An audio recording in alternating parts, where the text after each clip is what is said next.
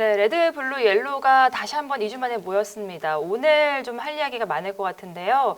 주제를 들어가기에 앞서서 먼저 유상철 감독님 이야기를 해야 될 것 같습니다. 네, 유상철 감독이 이제 오랜 투병 끝에 유명을 달리하셨는데 여기에 대해서 좀 애도의 마음을 먼저 표하고 싶어서 저희가 이 이야기부터 꺼내게 됐습니다. 유상철 감독님에 대한 추억이 많잖아요. 네, 유상철 감독은 뭐 불세출의 한국 축구의 그야말로 영웅 중의 영웅이죠. 뭐 모든 팬분들이 다 알고 계시다시피 특히 이제 멀티플레이어의 표상으로서 최후방으로부터 최전방까지 뭐 중앙과 측면을 가리지 않고 그라운드 전 영역에서 좋은 플레이를 펼칠 수 있는 가장 완벽했던 멀티플레이어 한 명을 꼽아라 하면은 당연히 유상철 선수였거든요. 정말 2002년에 어떤 우리의 또 영광에 있어서 주춧돌을 놓았던 선수이고 대한민국 현대 축구사의 정말 큰 별인데 너무 일찍 유명을 달리했어요. 그래서 정말 이제는 좋은 곳에서 부디 편히 축구를 또 내려다 보겠죠. 편히 쉬기를 바랍니다. 축구 팬 한 사람으로서 너무 슬픈 일이죠. 하늘나라 가셔서 편안하게 고이 잠드시길 바랍니다. 네, 저도 사실 유상철 감독님이 그라운드 위에서 감독님으로 뛰실 때 인터뷰를 계속 제가 했기 때문에 좀 마음이 많이 좀 아픈 것 같아요. 네, 인천이 기적을 만들고 있는 것 같습니다. 유상철 감독 만나보겠습니다. 그 잔류와 함께 염원과 함께 팬들이 지금 오늘 경기 보고 많이 울더라고요. 인천이 끝날 때 끝나지 않는 경기를 보여주듯이 감독님도 계속해서 이겨내시는 모습 팬들한테 약속해 주셔야 될 것 같아요. 네, 알겠습니다. 저도 포기하지 않고 끝까지 잘 견뎌내고 이겨내서 다시 빠르게 회복해서 좋은 모습으로 다시 찾아뵙겠습니다. 네.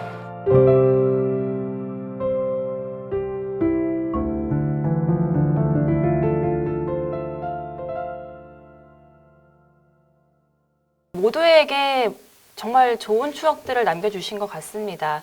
이제는 좀 하늘에 올라가셔서 편하게 행복하게 쉬시길 바라고요.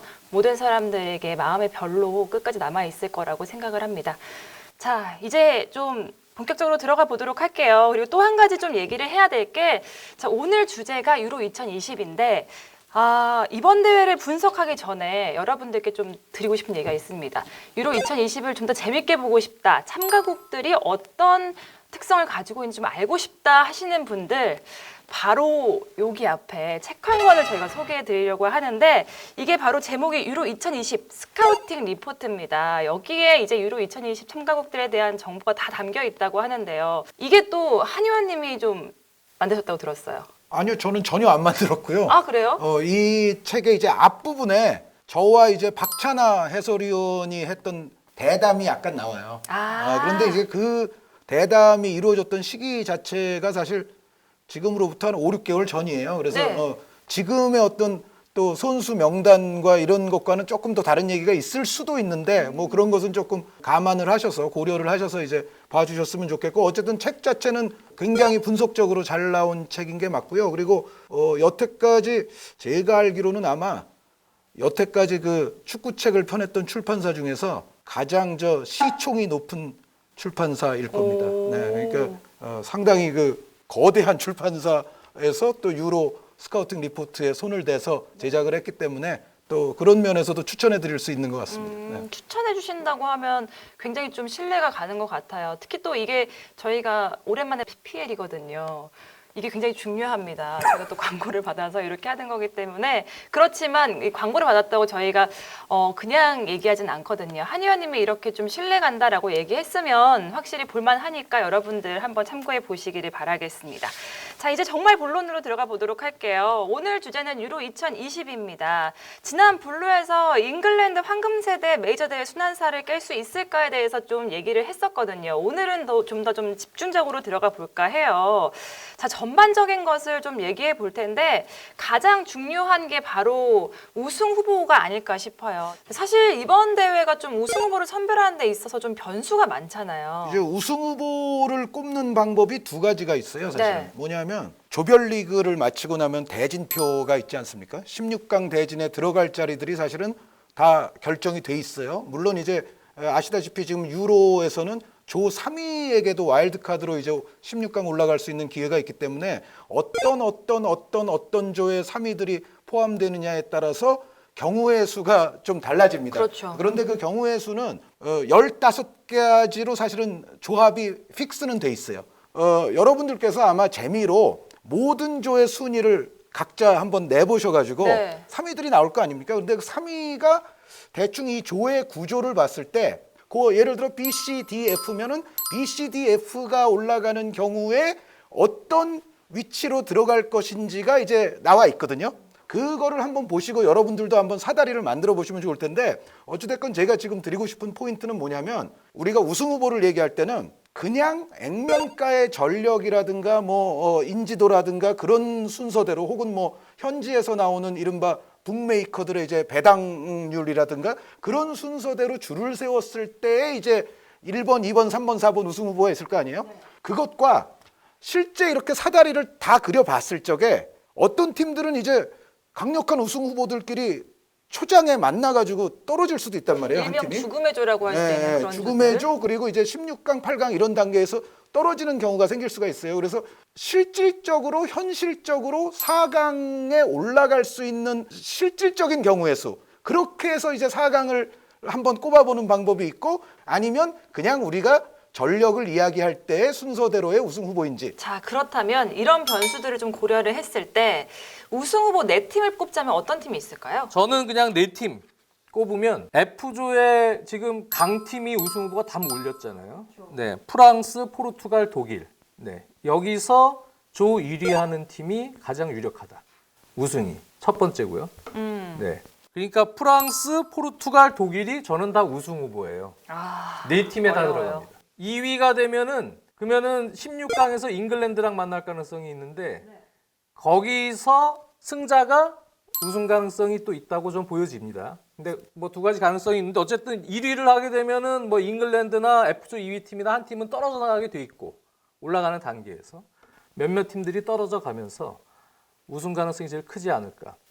그래서 일단은 프랑스, 포르투갈, 독일 중에는 프랑스가 약간의 근소하게나마 전력적으로는 좀 우위에 있지 않느냐, 저도 그렇게 보고 있기 때문에 프랑스를 일단 1순위, 그리고 잉글랜드가 16강에서 F조 2위한테 이길 확률보다 포르투갈이 오히려 그 조에서 F조에서 1위를 해서 갈 확률이 조금 더 좀 높지 않느냐. 오. 네, 둘을 비교하면. 그래서 포르투갈을 2순위. 3순위는 맨날 잉글랜드는 안 되는 팀이잖아요. 뭐 나가면. 네. 뭐 지난 대회는 사실 아이슬란드한테 실력적으로도 엉망이었지만, 근데 이번에는 전체적으로 제가 잉글랜드 경기를 거의 빼놓지 않고 중계를 했는데, 그나마 최근에 잉글랜드 대표팀 경기 중에서는 제일 공수 밸런스가 좋고 여러 다양한 조합들과 전술적인 운영이 가능하기 때문에 예전보다는 조금 낫지 않을까 싶어서, 저는 이번 대회만큼은 잉글랜드도 우승 후보로 놓겠습니다. 16강에서 약간의 운만 받쳐주면, 거기 고비만 넘기면 준결승까지 갈 확률이 있고, 그렇게 되면 이제 홈 경기가 돼버리거든요, 웸블리에서. 그러면 좀 날 수도 있는데, 홈승률이 굉장히 좋다고 들었거든요. 홈승률이 일단은 저때까지 홈승률은 거의 전승이에요. 네, 웸블리에서 최근에 뭐 28경기가 하여튼 계속 좋아요. 좋긴 한데 뭐 그건 이제 결승 가면 또 어떻게 될지는 몰라요. 근데 유로 대회라는 거는 사실은 여태까지 우승 후보들이 실제로 우승했던 경우들도 간혹 있지만 전혀 예상치 못한 팀들이, 뭐 유고 대신에 깜짝 출전한 덴마크가 우승하기도 하고, 뭐 그리스 같은 팀이 우승하기도 하고, 뭐 예상 밖의 결과들이 나오고, 그리고 유럽 팀들, 특히 중상위권 강팀들은 다 한 골 싸움하는 흐름의 전력차기 때문에 결국은 뭐 어떤 변수가 나올지 모릅니다. 그러니까 일단 제일 중요한 건 운이 있어야, 좋아야 된다.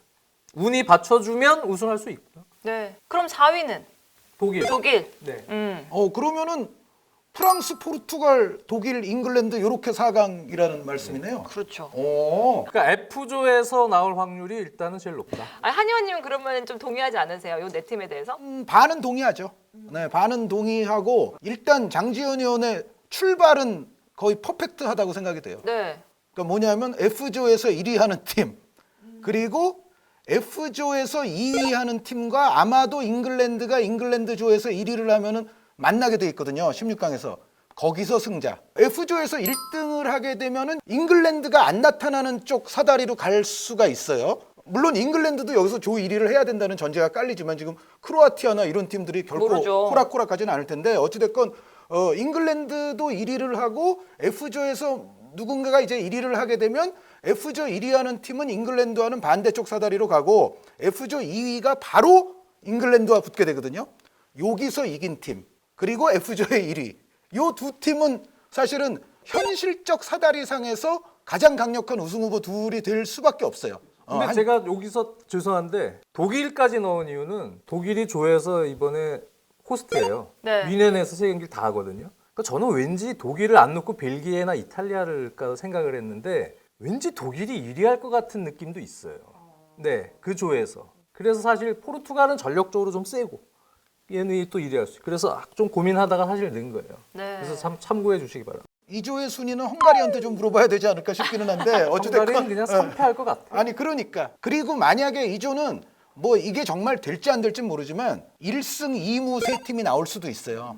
1승 2무 세 팀이 나와서 세 팀 간의 순위표를 그려보는데 여기서도 뭐 세 팀 구별이 안 되네? 뭐 그랬을 때 헝가리와 상대한 것까지도 나중에 고려가 될 수 있는 뭐 이제 맞아요. 그럴 수도 있는데 그 말씀이 이제 일리가 있는데 그냥 전력적으로 따졌을 때는 지금 독일은 사실은 그 장 의원님이 말씀하신 그 홈 어드밴티지 이제 그 점을 하나 제외하자면 물론 가장 최근에 라트비아에게 무려 7골이나 친선 경기에서 퍼붓고 뭐 이제 유로로 가기는 하지만은 독일을 4위 이내의 전력으로 놓기에는 약간은 조금 그거는 이론의 여지가 있다. 그러니까 이제 사실 이번 대회는 11개 도시에서 한다는 점이 큰 변수가 돼서 가장 불리한 팀 중에 하나가 벨기에거든요. 네. 그 차원에서 왜 그러냐면 벨기에가 이제 B조에서 조별리그를 치르게 되는데 벨기에는 홈팀이 아니에요. 요 조에서의 홈팀은 덴마크와 러시아입니다. 코펜하겐과 상트페테르부르크에서 이제 조별리그를 치르게 되는데 벨기에 같은 경우는 코펜하겐과 상트페테르부르크를 왔다 갔다 해야 돼요. 그러니까 벌써 여기서부터 벨기에는 사실 뭐 조별리그 통과 여부를 떠나서 소모가 굉장히 심한 것이고 그 다음에 이제 벨기에가 만약에 1위에서 올라간다 칩시다. 어떤 일이 벌어지냐면 그 다음에 벨기에는 16강을 하기 위해서 세비야를 가야 되고요. 네. 거기서 만약에 이기잖아요. 그러면은 8강을 하기 위해서 뮌헨을 가야 돼요.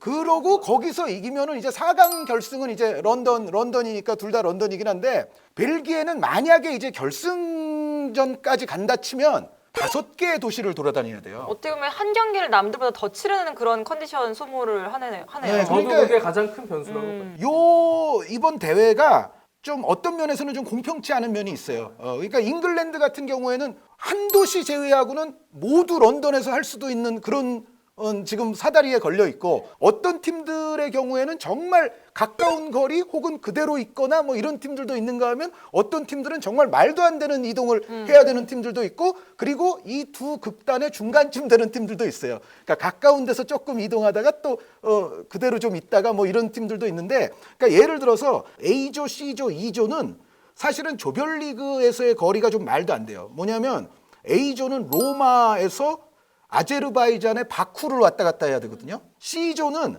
네덜란드 암스테르담과 루마니아의 부쿠레슈티를 왔다 갔다 해야 돼요. 이거 상당한 거리입니다. 2조가 정말 말도 안 되는데 스페인의 세비야, 스페인의 남쪽이잖아요. 여기서 러시아의 상트페테르부르크를 왔다 갔다 해야 돼요. 되게 웃기는 조예요. 그 로마, 바쿠, 암스테르담, 부쿠레슈티, 세비야, 상트페테르부르크는 사실은 좀 말이 안 된다고 여겨지고요. 아까 이제 벨기에 코펜하겐 상트페테르부르크는 그래도 지금 말씀드린 세 개 조보다는 조금 나은 편이에요. 왜냐하면 코펜하겐하고 상트페테르부르크는 그래도 비교적 조금 가까우니까. 비교적 북쪽인데 그거에 비하면 D조와 F조는 아주 꿀조입니다. 뭐냐면 홈팀이 설사 아니더라도 D조는 런던과 글래스고를 왔다 갔다 하니까 뭐 이거는 거의 홈. 거리가 좀 있기는 해도 그래도 같은 나라죠. 영국이라는 같은 나라죠. 그리고 F조는 뮌헨과 부다페스트인데 요거는 굉장히 가까워요. 아마 런던과 글래스고보다 더 가까울 수도 있어요. 그 정도로 이 뮌헨과 부다페스트는 그렇게 멀지가 않거든요. 그래서 거의 뭐 뮌헨에서 함부르크 가는 거리나 맞아요. 부다페스트 가는 거리나 비슷해요. 그래서 요 D조, F조 같은 경우는 설사 홈팀들이 아니더라도 그렇게 큰 부담을 가질 거리는 아니에요. 그런 면에서는 F조가 사실 죽음의 조인데 여기서 홈팀 아닌 팀들이 너무 많이 이동을 하면은 더 불공평하다고 느낄 텐데 그나마 F조가 조금 다행스럽게도 그렇게 이동 거리가 길지는 않아요. 그래서 그런 건 있는데 어찌됐건 이번 대회는 이 이동에 대한 변수를 분명히 고려를 해야 돼요. 고려를 해야 되는데 그럼에도 불구하고 어쨌든 그냥 그런 거를 차치하고 전력을 논할 때는 벨기에나 이탈리아 같은 팀들을 경시할 수는 없다. 그러니까 적어도 제가 봤을 때는 그 홈 어드밴티지를 제외하면은 독일보다 벨기에가 떨어진다라고 말하기는 조금 어려울 것 같고, 그리고 지금 전체적인 팀 조직력이라든가 팀 컨디션으로 봤을 때는 이탈리아 역시도 독일보다 확연히 아래쪽이다. 라고 얘기할 수는 없을 것 같아요. 그래서 지금 전체적으로 보면 물론 이제 네 팀을 꼽아야 되긴 하지만 장지현 위원님의 또 이 이야기에 제가 이제 존중을 하자면 F조 세 팀 강팀 맞죠? 강팀 맞는데 그리고 잉글랜드는 얘기해야죠. 그런데 독일보다 벨기에와 이탈리아를 아래쪽에 둘 수는 없다, 사실상. 그럼 위원님은 지금 장 의원님 말씀하신 세 팀은 그대로고 그다음 나머지 한 팀을 누구로 할지 결정하시는 거예요? 굳이 저한테 그냥 줄 세우기 하라고 한다면 전력상으로는 벨기에라고 얘기하고 싶죠.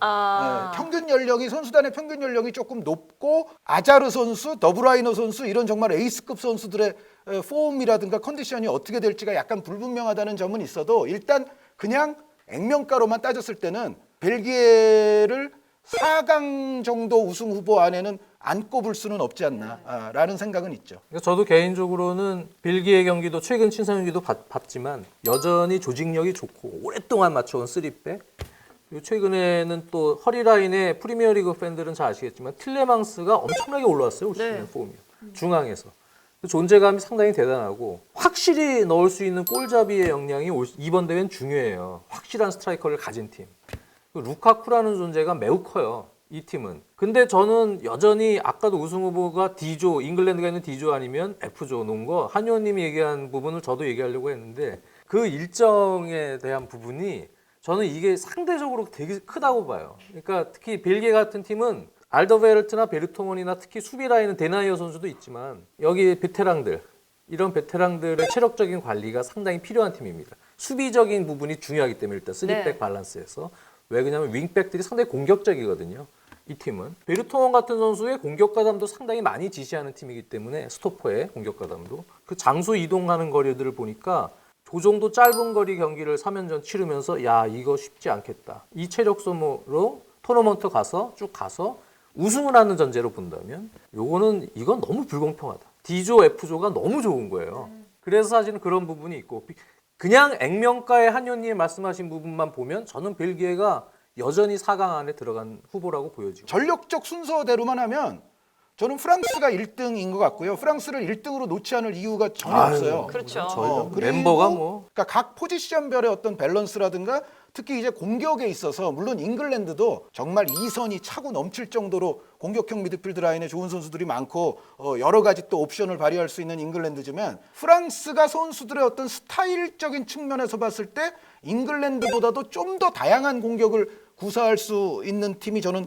프랑스라고 보거든요. 그게 벤제마 선수가 가세하면서 사실은 활용 점정이 됐어요. 사실 프랑스의 최전방에 벤제마 스타일은 없었지 않습니까? 그런데 벤제마 스타일이 이제 생겼어요. 네. 여기에 안 되면 지루 스타일이 있고 뒤쪽에는 뭐 10번 역할로는 그리즈만이 계속 받쳐주고 있고 여기에 돌파가 필요해? 그러면은 코망 선수, 우스만 덴벨레 선수가 있고 뒤쪽에는 이제 포그바 선수와 캉테 선수가 있는데 캉테 선수는 뭐 체력이 그라운드에서 다 하는 한까지 그라운드 전역을 또 누비면서 공수양면에서 활약할 거 아닙니까? 여기에 포그바 선수가 클럽에서 뛸 때보다는 대표팀에서 뛰면 조금 더 정제된 플레이를 해줘요.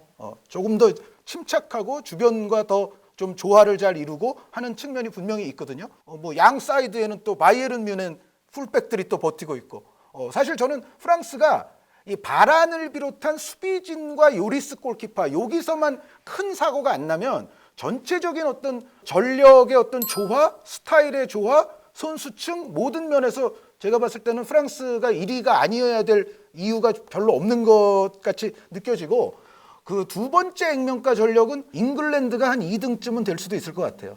그런데 잉글랜드와 거의 공동 2등이 제가 봤을 때는 포르투갈 이 두 팀이 될 것 같고 이제 그 다음 정도가 그 일정의 아주 극악무도함을 제외한다면 역시 벨기에 정도가 있고 여기에 이제 추격하는 팀들이 독일, 이탈리아 이제 이런 팀들이 될 수 있을 것 같은데 여기에 뭐 또 다른 팀을 언급하자면 네. 스페인과 네덜란드도 경시할 수는 없죠. 다만 이제 스페인도 그렇고 네덜란드도 그렇고 일단 골키퍼부터 조금 이제 걱정이 약간 될 것 같고요. 우나이 시몬 키퍼라든가 지금 또 실러슨 선수가 못 나오면서 크룰 선수가 나오게 됐는데 이제 그런 쪽을 좀 걱정을 하게 될 것 같고 네덜란드는 아시다시피 반다이크 선수가 없고 스페인은 지금 또 부스케츠 선수의 코로나 이슈가 터지는 바람에 이 문제가 또 어떻게 비화될지 약간 변수가 좀 생겼거든요. 스페인하고 네덜란드는 아까 언급한 팀들에 비해서는 만만치는 않지만은 좀 변수가 좀 많은 팀들이다. 그래서 홈 어드밴티지와 일정상의 유리함을 제외하면은 저는 독일보다는 그래도 벨기에를 좀 넣고 싶다. 네, 그럼 이렇게 얘기를 해봤는데 우승 후보를 제외하고 좀 이 팀은 주목해봐야 된다라고 생각하는 다크호스 팀이 있을까요? 저는 제가 사다리를 그려보니까 요거는 이제 제가 사실은 다른 방송에서도 한번 한 얘기인데 적어도 한 8강 정도에서 네덜란드와 덴마크가 만날 확률이 꽤 있어 보이거든요. 네. 그런데 저는 요때 제가 그 다른 방송에서 뭐라고 얘기했냐면 네덜란드의 승리를 확신할 수 없다라고 얘기했어요. 그 얘기는 뭐냐? 덴마크가 잘하면 4강까지도 갈 수 있다. 그만큼 이제 덴마크를 저는 이제 좋은 팀으로 보고 있고요.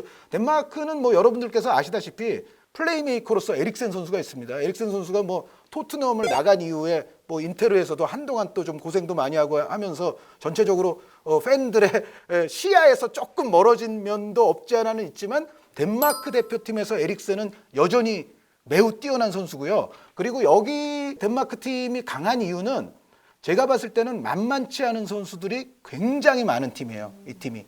그러니까 수비 라인에도 벌써 시몬 키에르 선수에다가 그 첼시에서 또 막판에 공헌을 또 많이 했던 크리스텐센 선수가 일단 있고요. 여기에 정말 어느 포지션에 넣어도 제 몫을 열심히 해주는 다니엘 바스 선수 같은 선수가 있고 여기에 골 실적은 조금 약간 부족할진 모르지만 제가 봤을 때는 이런 국가대표팀에서의 어떤 공헌으로 따지면 저는 덴마크의 2명의 공격수 그 분데스리가의 폴센 선수와 그 라리가의 브레이스웨이트 선수를 절대로 경시하면 안 된다고 생각하거든요. 이 두 선수는 기본적으로 갖고 있는 장점을 확연하게 이 덴마크 대표팀에서는 보여줄 수 있는 선수들이고 그 장점이 잘 조화가 이루어졌을 때는 덴마크 팀에 엄청난 시너지를 내줄 수가 있는 선수들이에요. 그러니까 브레이스웨이트 선수 같은 경우는 굉장히 움직임이 좋고 중앙 측면을 뭐 아우르면서 상당히 다양한 활동폭과 또 다양한 도움을 해줄 수 있는 선수고 폴센 선수는 기본적으로 제공권에 있어서는 상당히 또 좋은 선수거든요. 여기에 또 가끔씩 나오는 또 원더골이라든가 유려한 발재간도 또 군데군데 보여주는 선수이기 때문에 전체적으로 이 선수들이 뭔가 골이 좀 부족하다는 것에 너무 주목한 나머지 덴마크가 득점력이 약할 것이다라고 생각하면 저는 오산이라고 생각을 해요. 그러니까 한 명 한 명의 선수는 각자의 소속팀에서 충분한 골을 넣지 못했을지 모르지만 덴마크 대표팀으로 뭉쳤을 때의 전체적인 조화는 상당한 위력을 저는 만들어낼 수도 있는 팀이 덴마크라는 생각이고 여기에 또 제가 2명만 더 말씀드리면 이 선수들은 아직 완벽하게 뜬 선수들은 아닌데 요 2명의 골 결정력을 또 보완해 줄 수 있는 선수로서 요나스 빈이라는 선수가 있어요. 요 선수가 아직은 이제 코펜하겐에서 뛰고 있으니까 아주 큰 무대로까지 나오진 않았는데 요나스 빈 선수가 브레이스웨이트와 폴센보다 결정력이 좋으면서 이 선수 역시도 굉장히 올라운드 성향의 또 공격수 역할을 해줄 수가 있는 선수고요. 그리고 한 명의 선수만 더 얘기하자면 이제 약관 20세에 미켈 담스보르라는 또 덴마크 선수가 있어요. 이 선수가 잘하면은 이번 유로를 통해서 또 많은 대중들에게 또 자신의 이름을 더 알릴 수도 있는 기회인데 이미 이탈리아의 삼프도리아에서 좋은 활약을 해왔고요. 이 선수의 스타일이 현재로서는 에릭센 선수와 약간 겹칠 수는 있을 수는 있지만 예전에 덴마크 영웅하면은 이제 미카엘 라우드롭에 대한 향수를 많은 사람들이 갖고 있는데 에릭센보다도 오히려 담스고르 선수가 미카엘 라우드롭 선수의 어떤 탈압박 능력이나 이런 부분을 또 더 많이 갖고 있는 그 유망한 또 공격형 미드필더가 있어요. 그래서 덴마크가 요소요소마다 정말 팀을 위해서 잘해줄 수 있는 선수들을 갖고 있다는 점, 여기에 전체적인 조화 면에서 굉장히 좋을 수 있고 확실한 골잡이가 없어 보여도 전체적인 팀 플레이로서 여러 선수들이 또 골을 넣는데 가세할 수 있다는 점 등을 고려하면 저는 덴마크가 뭔지 이번 유로에서는 한번 일을 낼 수도 있는 대표적인 팀이다. 다크호스 이렇게 덴마크로 뽑아주셨는데 장희환님의 다크호스는 또 어떨까요? 우리가 이제 다크호스라고 얘기하면 대회 프리뷰 때는 이제 막 얘기를 하죠. 네. 근데 그게 또 어긋나는 경우들도 상당히 많고 지난 대회도 뭐 아이슬란드나 이런 팀들이 웨일스도 그렇지만 그게까지 올라오리라고는 예상하지 못한 부분들도 많잖아요. 그래서 전력차들이 사실 많이 나진 않아요. 가장 지금 많이 얘기하고 있는 다크호스는 물론 유럽도 그렇고 덴마크긴 합니다. 네, 한효님도 좋은 말씀을 지금 계속 덴마크에게 해주셨고 뭐 수비에도 말씀해 주셨던 크리스텐센이나 키에르 같은 좋은 수비수 외에 또 올 시즌에 프리미어리그 소튼에서 아주 최고의 폼을 보여줬던 베스토고르 같은 장신 수비수도 있고 뭐 호이비에르나 또는 뭐 에릭센이나 정말 호이비에르 선수 얘기를 안 했네요. 호이비에르 네. 선수, 토마스 딜레이니 선수도 있죠. 네, 델레인이 뭐 그러한 중앙 미드필더 라인도 매우 좋아요. 그리고 제가 잉글랜드와 평가전 두 경기 예전에 중계하고 또 최근 경기 봤던 느낌은 공격 파괴력이 약간 5% 정도 부족하지 않나 느낌이 있었는데 네. 최근에는 그 부분도 많이 좋아졌더라고요. 그래서 분명히 저도 한 의원님과 같이 덴마크가 8강권 이상의 다크호스로 올라갈 수 있는 분위기가 형성이 되긴 했습니다. 네. 하지만 이건 어디까지나 예상일 뿐. 네. 누가 될지 어떤 모른다. 팀이 튀어나올지는 유럽 내에선 알 수 없다. 폴란드나 터키 이런 팀들도 다 백지한장의 저는 전력차라고 보여지고 터키 같은 경우가 A조 이탈리아조에 속해 있는데 이 조가 네덜란드 월드컵 예선에서 최근에 4대2로 대파를 한 네. 경험이 있어요. 터키가 요즘에 경기를 봐도 귀네스 감독이 지금 이끌고 있는데 수비진의 쇠윤주, 뭐 데미랄 이런 센터백 라인도 상당히 튼튼하고요. 이번 대회는 또 한 방 있는 공격수들 역할이 상당히 중요한데 릴의 주포인 이 브락 일마즈가 요즘에 아주 좋습니다. 거기에 또 같은 릴의 야지치 같은 선수가 또 있거든요. 거기에 뭐 찰하노글루 이런 선수들이 찰하노글루는 뭐 측면에 서면서 프리한 롤도 맡고 그냥 또 공격형 미드필더 롤도 맡는 운영을 하고 있는데 터키가 팀으로서도 지금 상당히 귀네스 감독이 잘 만들어놨고 전력적으로도 뭐 덴마크만큼 다크호스군에 포함돼도 좀 이상하지 않다. 그리고 뭐 기타 팀들 얘기했지만 그 조에 있는 팀들도 스위스 이런 팀들도 다 백지 한 장 정말 차이의 전력차예요. 이 팀도. 근데 만약에 이게 재밌는 게 터키도 저는 굉장히 높게 평가하거든요. 네. 덴마크와 터키가 만나는 사다리가 그려질 수가 있어요. 아, 터키가 조 2등을 하고 덴마크도 조 2등을 하면 아까 말씀드린 그 네덜란드 만나기 전에 네. 덴마크와 터키가 맞대결이 성사가 됩니다. 과연 여기서 또 누가 이기느냐. 근데 사실 그 조는 스위스도 있어서 스위스가 이겨갈 수도 있어요. 그 조에서는 터키와 경합이 되지만 만약 터키가 올라간다면 8강까지 갈 수 있는 다크호스군임에는 분명하고 그리고 이제 저는 한 팀만 더 꼽자면은 폴란드. 폴란드. 네. 폴란드는 레반도프스키를 도와줄 공격수 피용텍 선수는 발목 골절로 아웃됐어요. 네. 샬케전 때. 그래가지고 피용텍은 아예 대회에 못 나오는데 밀리크 선수가 최근 마지막 시즌 말미에 폼이 나쁘지가 않아요. 마르세유에서 득점 감각이 지금 올라온 채로 지금 대회 지금 진입을 했기 때문에 너무 레반도프스키에게 의존하는 폴란드의 어떤 공격 라인이었거든요. 근데 밀리크가 최근 폼에서의 득점 감각만 조금 도와주면 이 팀은 언제든지 자이언트 킬링 역할을 할 수 있다. 근데 지금 얘기했던 팀들이 얘기를 안 했던 팀들도 많지만 어떤 팀이 사실은 다크호스가 될지는 몰라요. 네. 그래서 사실 유럽 선수권대가 재밌습니다. 다 고수준, 완전한 우승 후보군 그 밑에는 나머지 완전히 최약체로 약간 분류될 수 있는 핀란드나 뭐 몇몇 팀들 빼고는 다 백지한장이다. 네. 저는 이제 하위권 다크호스 중에서 하나 말씀드릴 팀이 중상위까지 치고 올라올 수 있는 저력을 가진 팀으로 저는 안드레이 셰프첸코 감독의 우크라이나. 우크라이나. 네. 제가 우크라이나가 스페인을 잡았던 경기를 이제 몇 개월 전에 중계를 했었는데 좀 감동을 받았어요. 그러니까 뭐냐면은 아시다시피 저 여러 나라, 여러 리그, 여러 클럽들이 코로나 이슈 때문에 최근 뭐 1년 이상 고생을 많이 했지만 우크라이나야말로 바로 몇 개월 전 기준으로 돌아가면 샥타르 도네츠크와 디나모 키예프가 완전히 코로나로 한마디로 말씀드려서 뭐 박살이 났다고 할 정도로 그 우크라이나의 그 양대 클럽들이 다 그렇게 돼버렸거든요. 그 상황에서 그러면은 당연히 이 클럽들이 그렇게 됐으면은 국가대표에도 엄청난 문제가 생겼을 거 아닙니까? 그때 심지어 우크라이나가 그래서 국가대표의 넘버1, 넘버2 골키퍼가 다 코로나 이슈가 돼버린 거예요. 그러니까 넘버3 골키퍼를 이제 원으로 세워야 되는데 그러면 백업이 없네? 은퇴한 코치를 지도자를 데려와가지고 벤치에 앉히고 막 그런 해프닝까지 있었거든요. 그런데 그런 상황에서 셰프첸코 감독이 팀을 굉장히 잘 이끌더라고요. 그리고 정말 경험이 없는 선수들을 막 긴급하게 수혈해서 경기를 하는데도 우크라이나가 상당히 수비적으로 견고한 조직력, 전체적인 선수단의 어떤 투쟁심 이런 부분에서 저를 약간 감동시킨 게 있거든요. 그래서 그 이후에 어떤 승률이 반드시 좋지 않아도 저는 이번 대회에서 뭔가 우크라이나가 정신적으로나 조직적으로 그리고 또 셰프첸코라는 어떤 정말 우크라이나 축구의 영웅 아닙니까? 그 영웅 휘하에서 선수들이 열심히 뛰는 모습 이런 걸 봤을 때는 우크라이나가 우리가 이른바 조금 약하다 싶은 팀들 예를 들어 지난 유로 기준으로 따지면 아이슬란드라든가 북아일랜드 같은 팀들이 나름 선전을 했어요. 그런데 그런 유형의 다크호스를 하나 꼽자면 저는 우크라이나일지도 모르겠다. 그리고 그 스페인을 무너뜨릴 때 골을 넣었던 빅토르 치안코프라는 윙어가 있거든요. 요 선수는 아마 뭐 빅리그와도 이미 뭐 연결이 좀 되고 있는 선수지만 빅토르 치안코프 선수는 한번 좀 주목을 해보시라. 그러면은 또 장혜원님은 중하위권 다크호스 저요? 생각나시는 거 있으세요? 저는 뭐 특별히 생각하진 않았지만 굳이 지금 만약 생각을 한다면 한현님이 얘기하는 것 중에 제가 그래 그렇게 매치가 될 수도 있겠다라고 생각된 게 지난 대회 북아일랜드 말씀하셨잖아요. 이번 대회는 월드컵 예선에서 독일을 꺾었던 북아일랜드 대신 북마케도니아. 네. 그게 판데프가 여전히 존재하는. 네. 여기가 북아일랜드 같은 역할을 할 수도 있지 않을까. 그리고 또 하나는 웨일즈 말씀을 해주셨는데 웨일즈 같은 돌풍을 이번 대회는 스코틀랜드가. 왜 그런가 하면 그 조가 잉글랜드 조에 들어가 있잖아요. 그리고 체코랑 크로아티아인데 스코틀랜드도 홈이에요, 사실은.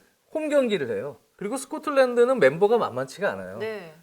홈 경기에서 또 상당히 강해요. 글래스고에서. 한 경기는 웸블리에서 하지만 사실상 홈이잖아요, 영국에서 하는.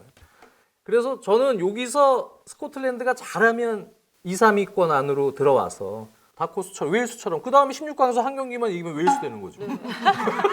그래서 북아일랜드 대신 북마케도니아. 저 이번 대회 참여한 선수 중에서 정말 박수 쳐주고 싶은 선수가 하나가 제노아에서 올 시즌에도 잘했던 판데프. 그 고란 판데프 선수예요. 네, 판데프가 브록에 가까운 선수인데 나이 엄청 많잖아요. 판데프 하면은 예전에 무리뉴 감독 인테르 때 그 트래블 인테르 때 선수인데 판데프가 아직도 뛰어 하시는 분들이 있는데 제노아에서 괜찮아요. 북마케도니아에서는 굉장히 여전히 중요한 선수이고 또 판데프 선수와 더불어 뛰는 후배들이 바르디 선수와 엘마스 선수가 있거든요. 그래서 엘마스, 바르디, 엘마스 판데프면은 뭔가가 일어날 수도 있다. 그리고 스코틀랜드는 저는 스코틀랜드 에이스 누구냐라고 물으신다면 스티브 클라크 감독이요. 스티브 클라크 네. 첼시 코치도 했고 예전 네. 첼시 코치였죠. 그 스티브 클라크 감독이 오른쪽 풀백 전술적으로 저는 괜찮아요. 괜찮다고 생각해요. 얘기를 들어보니까 정말 한 경기 한 경기 눈을 뗄 수 없는 경기가 이루어질 것 같다는 생각이 듭니다. 그럼 마지막으로 이제 여기 유로 2020에서 가장 주목할 선수 3명을 뽑아주신다면 좋을 것 같아요. 저는 일단 1번은 로베르트 레반도프스키 선수. 저는 은근히 이번에 레반도프스키 선수와 폴란드가 잘하기를 조금 바라고 있어요. 왜냐하면 지난해에 발롱도르를 거의 강탈당한 맞아요. 도둑 맞았던 레반도프스키 선수인데 올 시즌에는 마침내 이제 게르트 뮬러 단일 시즌 분데스리가 최다골 기록도 경신을 했고요. 기록적인 차원에서만 보면은 여전히 올해에도 세계 최고의 스트라이커는 레반도프스키입니다. 그런데 그럼에도 불구하고 폴란드가 여기서 너무 나쁘게 하면 레반도프스키 선수 또 사실 좀 블루를 삼킬 수 있는 그런 상황이 된다면 저는 너무 안 됐을 것 같은 심정을 느껴요. 그래서 레반도프스키 선수 좀 잘했으면 좋겠고요. 두 번째는 해리 케인 선수. 뭐 너무 당연한 선수인데 케인 선수는 잉글랜드의 성공에 있어서는 정말 중요한 열쇠죠. 잉글랜드가 뭐 아까 장 의원님이 기대를 해도 뭐 조금 못하는 경우가 좀 많은 팀 뭐 역사도 얘기해 주셨지만 잉글랜드가 이제 여러 가지 좀 문제가 있는데요. 예전부터 멘탈적으로 저는 잉글랜드가 두 가지 문제가 있다고 봐요. 좀 잘 된다 싶고 자기네가 약간 우위에 있다 싶으면 거만한 경기를 해요. 잉글랜드가. 그럴 때가 있고요. 심지어 현지 팬들도 조금 실질적인 실력에 비해서는 좀 오만하고 거만할 때가 있죠. 과대평가한다. 네, 그러니까 그게 확실히 그 종주국, 종가라서 좀 더 그런 면이 있는데 그러다가 한 방 먹는 경우가 있고요. 또 또 하나는 이제 강적을 만났어요. 강적을 만나고 상대가 막 전술 변화에도 능하고 그러면은 잉글랜드가 갑자기 이럴 때는 또 오만이 아니라 반대로 멘탈이 쪼그라들어요. 당황하고 당혹스러워하고 그러면서 갖고 있는 만큼의 실력 발휘를 제대로 못하는 경우들이 또 나오거든요. 이제 그런 부분을 잉글랜드에서 누가 중심을 잡아줘야 되느냐. 뭐니 뭐니 해도 지금 잉글랜드의 대장은 해리케인 아닙니까? 해리케인 선수가 잉글랜드가 좀 오만해지려고 할 때 혹은 헉 하면서 약간 당혹스러워지려고 할 때 그럴 때마다 케인 선수가 온전히 중심을 좀 잡아줘야 돼요. 그래서 저는 골 넣는 역할 이외에도 케인 선수가 잉글랜드에서는 굉장히 중요한 선수인데 만약에 케인 선수부터 멘탈이 왔다 갔다 한다? 그러면은 이제 잉글랜드는 제가 봤을 때는 갖고 있는 보유하고 있는 역량에 비해서는 또 성적이 안 날 수도 있어요. 그래서 어쨌든 해리케인이 중요하고 마지막으로 중요한 선수는 저는 프랑스의 바란 선수. 제가 아까 이제 프랑스 1번 우승 후보 말씀드릴 때 그래도 굳이 이제 프랑스가 약점이 사실 가장 적은 팀인 건 맞는데 굳이 그래도 프랑스가 약간 변수가 있는 지역이라고 한다면 역시 수비와 그 요리스 선수가 있는 이쪽이라고 보여져요. 그러니까 바란 선수가 있고 이제 옆에 이제 파트너가 있을 텐데 예를 들어 킴펜베 선수는 환상적일 때는 아주 환상적인데 이 선수가 항상 환상적인 건 아니에요. 기복이 있어요. 그리고 랑글레 선수는 아마 프랑스 팬들이 가장 못 믿을 것 같고 지금 올 시즌의 폼으로 봤을 때 여기에 이제 쥐일 쿤데 같은 선수가 있지만 쿤데 선수는 또 이런 큰 대회에서의 경험이 조금 아직까지는 좀 일천하다고 볼 수가 있고 여기 이제 커트 주마 선수도 있는데 주마 선수도 역시 좋을 때와 나쁠 때의 기복이 좀 있는 선수고 그렇다면은 프랑스의 중앙 수비에 있어서 바란이 차지하는 역할은 정말 크죠. 이 바란 선수가 예를 들어 레알 마드리드에서 가끔씩 저질렀던 그 큰 실수 이런 거를 만약에 프랑스에서 반복을 한다면 프랑스는 그 순간 제1의 우승 후보가 아닐 수도 있어요. 바란 선수가 어쨌든 프랑스의 중심을 잘 잡아줘야 된다고 생각을 해요. 네, 알겠습니다. 이렇게 가장 주목할 선수 3인을 좀 꼽아주셨는데 장혜연님은 어떠세요? 주목해야 될 선수니까 네. 프랑스의 벤제마 선수. 벤제마. 네. 더 공격력을 강화시키려고 데려왔잖아요. 이번에 데시안 감독이. 그러니까 벤제마가 이제 어떤 식으로 음바페 그리즈만과 조화를 이룰지 중요할 것 같고 포르투갈은 역시 호날두 선수. 네.